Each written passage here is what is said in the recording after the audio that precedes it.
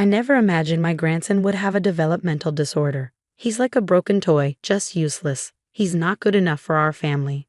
The moment my father blurted out those words, the atmosphere froze. It happened at my sister's funeral. She had been raising her son, who has a developmental disorder, as a single mother. But she passed away, leaving him behind. My parents were just talking nonsense. They were completely out of place, as if an invisible wall had been built around them, causing people to drift away. I didn't want my sister's son to hear what such people were saying. Thinking this, I covered his ears with my hands and glared at my parents. However, the two of them continued to talk about their selfish opinions without paying any attention to the surroundings. Take care of him yourself. We have no intention of dealing with him. Yes, that's right. Being infertile and not having kids isn't so bad when you have him. That made me so angry. My head was about to explode. I was already planning on taking care of him. I couldn't entrust him to people who could only think in such a biased way. Of course, we'll take care of raising him. We will definitely raise him with love, and we will cut ties with you. As my husband and I said this strongly, my parents left with a sneer, unaware of what they would face. As time passed, my name is Julia. I'm 30 years old, a working housewife living with my kind-hearted husband Nick, who is 1 year older than me. We don't have children. We had talked about wanting children before we got married, but it didn't happen. After tests, it was revealed that I have a condition that makes it difficult for me to get pregnant. We discussed for days whether to undergo treatment, but Nick said, "I'm happy as long as I can live happily with you, even without children. So I don't want you to worry too much." And my in-laws also said, "We just want you both to be happy. Yes, we will support whatever you two decide." I remember them saying kindly, which made me burst into tears. Until then, I had felt sorry for Nick and my in-laws. But hearing them, I thought, maybe I don't need to feel guilty since my family, Nick and my in-laws, said it's okay not to have children. That's fine. As I came to think that way, my worries lessened and I feel more at ease. However, the worry did not completely disappear. The reason lies with my parents.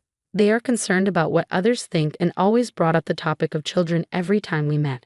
Nick and my in-laws understand, so we plan to live together without kids. Even when I explained this, they would say, "Don't you want to repay us by giving us grandkids?" Or, "What will we do when our neighbors ask, 'Hasn't your eldest daughter had any children yet?'" Nick also tried to explain, but they wouldn't listen. "You're really a failure. I wish you would learn from your sister Erica." My parents always compared me with my sister Erica, who was 1 year younger than me. They favored her over me from the beginning, and the issue with children seemed to accelerate that. Erica was not only smart but also athletic and liked by everyone around her. She never bragged about her abilities, always humble and with good character. I liked her too, and we had a good relationship as sisters. I hardly got in touch with my parents, but Erica and I occasionally kept in touch. She has a son named David, now 6 years old. As he grew, it became apparent that he had a developmental disorder. That was the reason she had divorced her husband. "Sis, please keep this a secret from Mom and Dad," Erica said to me, considering their unusual concern for appearances. Who knows what they would say if they found out about David's developmental disorder? Of course, I agreed. While keeping David a secret from our parents, I have been helping her raise her child as a single mother. Then one day, I received a call from the police on my smartphone. "Are you Erica's sister? It's about your sister." After seeing that, the female police officer on the other end of the line fell silent, as if troubled. Something didn't feel right, and even though it wasn't hot, I was still sweating like crazy as my heart raced, and I tried to calm myself. She continued, "Erica has died in an accident." After inhaling sharply, I found myself unable to speak, my mouth hanging open with a mind gone blank. I somehow managed to convey what the police had said to Nick. He placed a hand on my shoulder, repeating Erica's name in an attempt to calm me amidst his own shock. Time quickly passed in a blur due to funeral preparations, and before we knew it, it was the night before the wake. Even then, I couldn't fully grasp that she was no longer in this world. I kept thinking she might call me the next day or that she might come over and have dinner with Nick and me again. I was preoccupied with such thoughts. I wondered whose funeral I was attending, though it felt like a dream. There was no mistake that Erica's name was present in the funeral hall, her portrait framed and displayed. Ah, is she really gone? While I was mourning with Erica's friends, I heard a voice echo through the funeral hall. Look who decided to show up, our daughter who let us down. You still haven't managed to have a kid. I couldn't understand how they could say such things at their own daughter's funeral. My parents were acting like they couldn't see how upset everyone was and just kept insulting me. Friends and relatives looked at my parents with disbelief, clearly seeing the absurdity in their words. It was evident to everyone there that my parents were out of place, saying such bizarre things. However, being in public and grieving Erica's absence made me feel as if my heart was being torn apart. Not just Julia, it seems Erica was an embarrassment as well. All our affection for her seems foolish now. I never thought my grandson would have a developmental disorder. He's like a broken toy, just useless. He's not good enough for our family. My parents were just babbling nonsense. They were completely out of place, as if an invisible wall had been built around them, causing people to drift away. I didn't want my sister's son to hear what such people were saying. Thinking this, I covered his ears with my hands and glared at my parents. Take care of Gavid yourself. We have no intention of dealing with him. Yes, that's right. Being infertile and not having kids isn't so bad when you have him. That made me so angry. My head was about to explode. I was already planning on doing that. I couldn't entrust him to people who could only think in such a biased way. Of course, we will take responsibility for raising this child. We will definitely raise him with love, and we will cut ties with you. After saying that, my parents briefly looked shocked but then scoffed. Oh, do as you please, and left the scene. 10 years later, David had turned 16. Although he initially seemed unsure and out of place living with us, he now appeared completely at ease. Having hit his growth spurt, he had grown rapidly, surpassing my height. David is not quite as tall as Nick yet, but he's getting there. He's growing like crazy. One day after work, Nick told me about a weirdo lurking near our place. He seemed pretty stressed out. Nick described seeing a person wearing a deep hooded parka, unable to discern their gender or age, looking like they were searching for someone.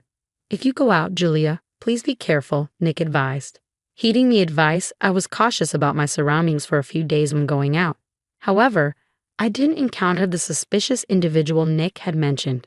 Perhaps they were no longer in the area. Just when I had let my guard down, on my way home from shopping, that person appeared in front of my house. 2 individuals were sitting boldly. Could they be thieves? No, that would be too conspicuous. Wondering about their purpose, I was about to reach for my smartphone to possibly call the police when they shouted, "Julia, is that you? We've been looking for you." I nearly dropped my smartphone in surprise. I managed to pocket it and looked toward the duo who had called out. The hoods fell back, revealing without a doubt the faces of my parents. Having cut ties and not heard from them in 10 years, I never expected to see them again, especially coming to see me. Curiously, I looked at them, wondering what they wanted. When did you build a house without telling us? If you have that kind of money, you should give some to us. You're such an ungrateful daughter, can't you think of us? I was dumbfounded by what they said. Indeed, my parents have been ostracized by their friends, colleagues, and relatives due to their appalling behavior at Erica's funeral. That makes sense. They were pointing fingers instead of understanding, which made them seem like heartless jerks to everyone, especially at my father's company where his usual arrogance had already spread bad rumors. Nobody doubted the rumors because it was typical of him to do something unreasonable. As a result, he was naturally moved to a less significant department. Somehow he managed to work there for 10 years but had recently opted for early retirement and became unemployed. So you're saying you're short on money, but you should have received a severance package. My father looked down, shaking his head in frustration. He had quickly squandered his severance pay and savings. However, I was more resigned than surprised. He had always been prone to wasting money, buying unnecessary things, and letting them collect dust. Even when I lived at home, presumably he had spent all his money, forgetting about the future lack of income, and came to rely on me when he realized he had no money for living expenses. I reported a failure like you until you were an adult, so it's only natural for you to repay us for those expenses. Faced with my father's illogical arguments, I instinctively put my hand to my forehead and sighed. Their refusal to consider getting jobs themselves was characteristically selfish in a bad way. How come you didn't pay us back before building your house? Your son, David, is a disaster, but you're still taking out a mortgage. My mother ran nonsensically. However, they seem to be misunderstanding something. We didn't take out any mortgage, though. What? My mother tilted her head, looking confused. I glanced at my father, who mirrored her expression. This house was made possible thanks to David. What do you mean? I decided to explain the whole story to my parents. David got really good at coding and used his ability to focus to make apps online. He had been interested in machines since he was young, often intently observing the family computer. Originally, I worked from home using a computer, and one day, seeing me, he expressed a desire to try it too. So I let him start with simple games. As he deepened his knowledge and got his own computer, he became even more engrossed. One of his apps became a hit, allowing us to lead a comfortable and happy life. Of course, not all the app's earnings were spent on buying the house. Most of it was saved.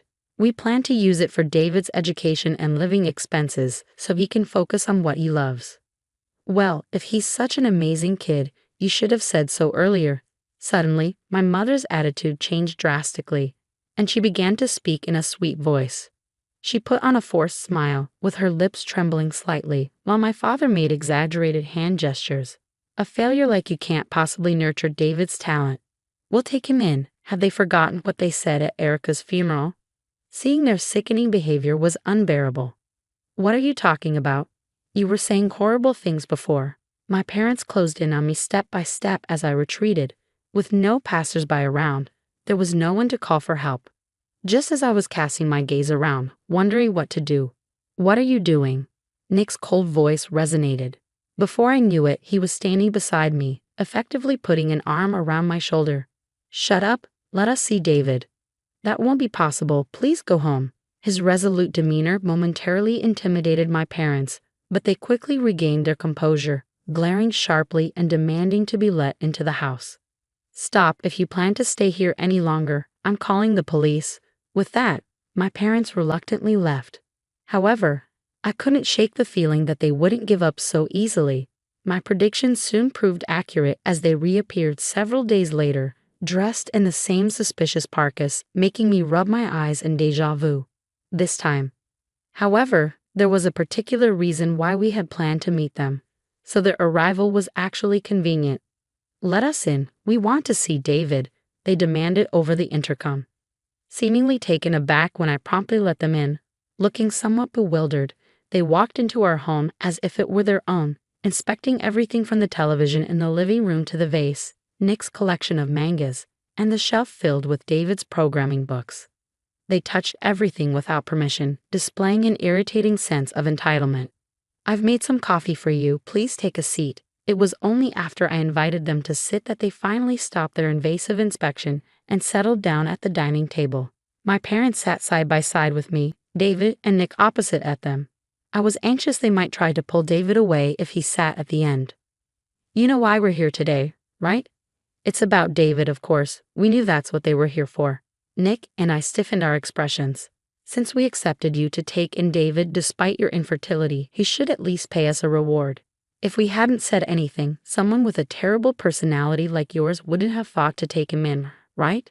I wanted to retort that the one with a terrible personality was them. After all, weren't they the ones who had no intention of taking David in? I still remembered the harsh words they had spewed at the funeral.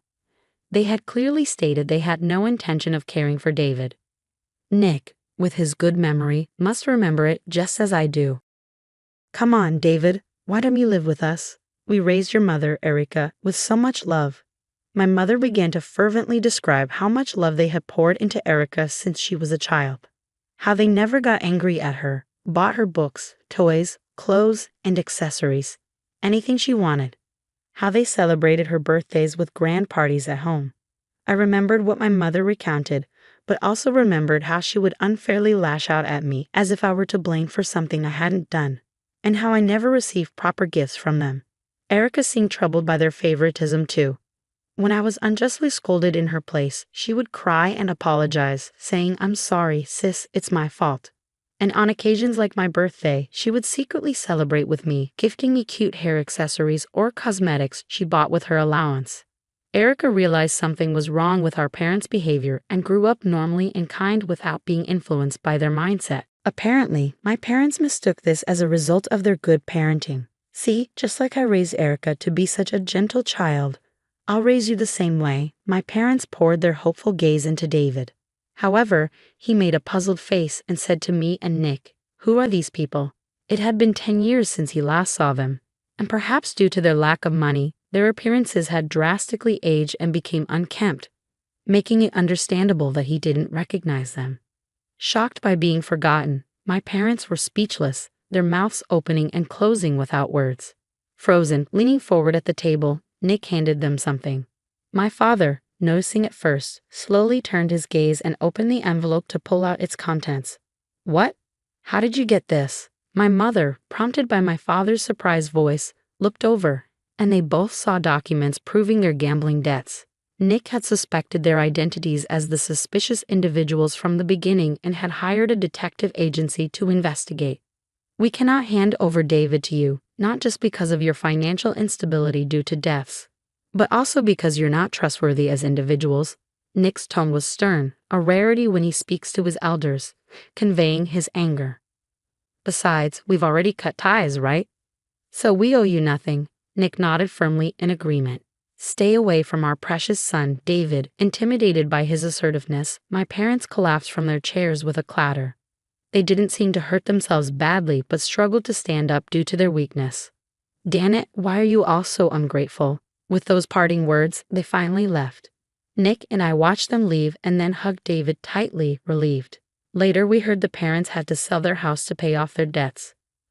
"Please let us stay for a while. We have nowhere to go." They had asked relatives and acquaintances, but no one would take them in. Their behavior at the funeral had spread, and no one wanted to invite such unreasonable people into their homes for fear of what they might do. That's what they deserved. They came to us, but we firmly refused. "We prefer if you didn't involve us any further. As I've said before, we've cut ties with you. It was your decision to accept this, so we're under no obligation to provide you with money or a place to live." With that, they left with a look of despair and have not returned since. We told them we'd call the cops if they came back, and that seemed to scare them off. Without a place to stay, they began living almost like homeless people, unable to secure a job due to their age and surviving day to day on short-term jobs. There was this middle-aged couple scanning job listings at the grocery store, but I left before I could figure out if they were my parents. They couldn't afford their phone bills anymore and had to cancel their smartphones. I've changed my number just in case, ensuring they can't contact us anymore.